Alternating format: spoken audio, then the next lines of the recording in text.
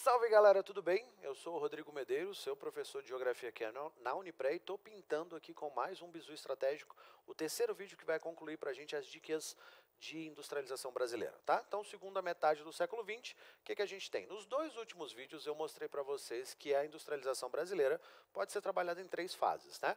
A fase pré-industrial, começava a criar alguma infraestrutura, a fase da indústria de base, então a base nacional era importante, e hoje a gente vai ver a indústria crescendo e expandindo no Brasil, principalmente no setor de bens de consumo, tá? No finalzinho do último vídeo eu falei para você de Café Filho, né, que começou uma política de abertura econômica no Brasil que é concluída e é continuada pelo governo JK. Juscelino Kubitschek, então, tinha duas opções para executar o seu plano de metas e o seu desenvolvimento 50 anos em 5. Então, gente, o cara quer desenvolver o país em 5 anos, o equivalente a 50 anos. Ele tem que fazer isso de uma forma muito rápida, né? Vai sair muito caro, vai sair muito trabalhoso fazer isso. Então ele tem duas opções, usar o dinheiro nacional ou usar o capital externo. Usar o dinheiro nacional seria muito demorado, né? Então, se eu usasse tanto o dinheiro do governo como dos empresários brasileiros, seria um desenvolvimento a longo prazo. JK, então, encontra um meio de atrair o capital estrangeiro para o Brasil, incentivando a entrada dessas empresas, né? Que vai ser basicamente a internacionalização da indústria brasileira, a atuação das multinacionais. Começa a chegar no Brasil uma pá de produtos estrangeiros sendo produzidos aqui. Então, várias marcas, vários produtos como automóveis, eletroeletrônicos, eletrodomésticos, até brinquedos, mas produtos industrializados que são de marcas estrangeiras estão sendo feitos aqui. Essas são as indústrias de bens de consumo, setores diversos, né? De energia, telecomunicações, alimentação, energia até porque eram eletroeletrônicos, né? E montadoras de automóveis e até favorecendo aí a criação das rodovias. Então, esse momento no final dos anos 50 marca para a gente multinacionais no Brasil, beleza? A sequência dos governos, a gente vai ter um grande período militar, né, também. Durante esse período militar, a gente tem importante a política de integração nacional, que era até uma questão meio rodoviarista, né, continuando aí essa participação das empresas de automóveis, né, na produção.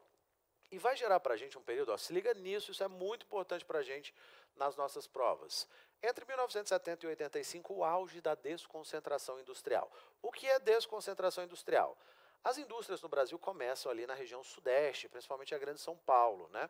Quando chega 1970 e 85, a produção nesses lugares está muito cara, porque tem muita concorrência. O nome disso é a aglomeração desfavorável, tá? Então tem muita concorrência, o mercado está caro, está vendendo pouco e as empresas vão se deslocar, inicialmente para o interior de São Paulo, depois para as regiões das cidades da região sul, posteriormente, lá nos anos 90, já em direção ao Nordeste, Centro-Oeste e Norte, tá? Então, a aglomeração desfavorável gera uma desconcentração de indústrias. O que essas indústrias querem?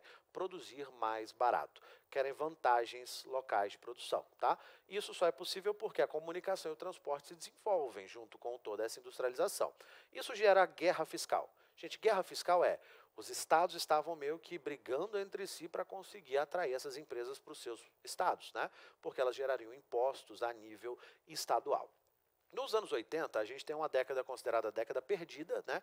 Porque é um reflexo de crises mundiais que ocorreram nos anos 70.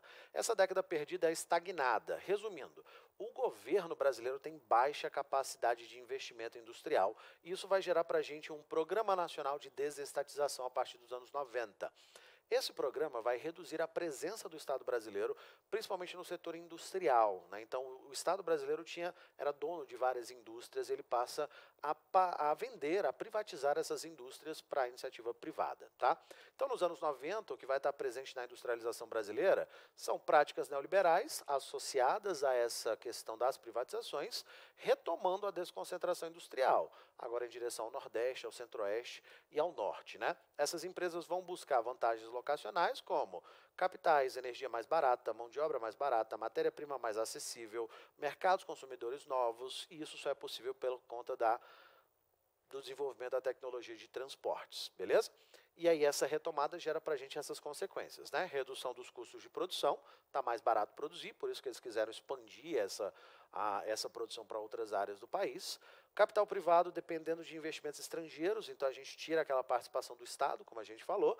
Migração interregional de fábricas, então fábricas indo para outras regiões, né, e buscando aí as cidades médias, por exemplo, que vão ter mão de obra mais barato. Essas cidades médias, inclusive, vão começar a crescer, vão ser participantes, então, significativamente de algumas questões demográficas no país. E é isso, beleza? A gente termina essa primeira parte, essa última parte da nossa aula de industrialização com essa parte das privatizações, tudo bem? Se pintou alguma dúvida, acesse aí os nossos canais de comunicação, você pode falar com a gente, e as aulas completas desses assuntos aqui, elas estão disponíveis lá para quem assinou o curso, está na nossa plataforma, procura essas informações, marca aí o seguir no nosso curso aqui do YouTube, e a gente vai estar aqui sempre colocando vídeos novos para vocês com dicas rápidas. Galera, valeu, muito obrigado e até a próxima aula.